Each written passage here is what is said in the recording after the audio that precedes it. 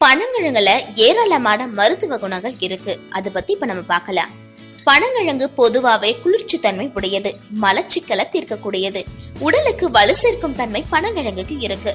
பனங்கிழங்க வேக வச்சு சின்ன சின்ன துண்டா நறுக்கி காய வச்சு அதோட கருப்பட்டி சேர்த்து இடிச்சு மாவாக்கி சாப்பிட்டோம்னா உடலுக்கு தேவையான இரும்பு சத்து கிடைக்கும்.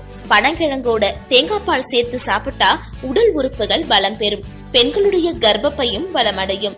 பனங்கிழங்கு பொதுவாவே வாயுத்தலை உடையது.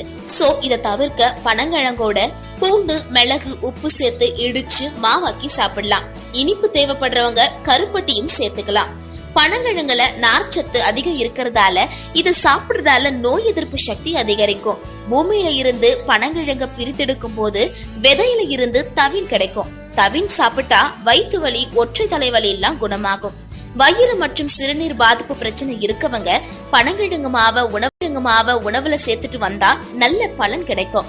பனங்கிழங்க அரைச்சு மாவு செஞ்சு அதுல கஞ்சி இல்லனா கூழ் செஞ்சு காலையில சாப்பிட்டு வந்தோம்னா பசி நீங்கிறது மட்டும் இல்லாம உடலுக்கு நோய் எதிர்ப்பு சக்தியும் அதிகரிக்கும். பனங்கிழங்கு பித்தம் கொஞ்சம் அதிகமாவே இருக்கு. சோ இத சாப்பிட்ட பிறகு 5 மிளகு எடுத்து வாயில போட்டு மென்னு தின்னுடணும். மத்தபடி பனங்கிழங்கு சாப்பிடுறதால உடலுக்கு வலு கிடைக்கிறதோட ஆரோக்கியமும்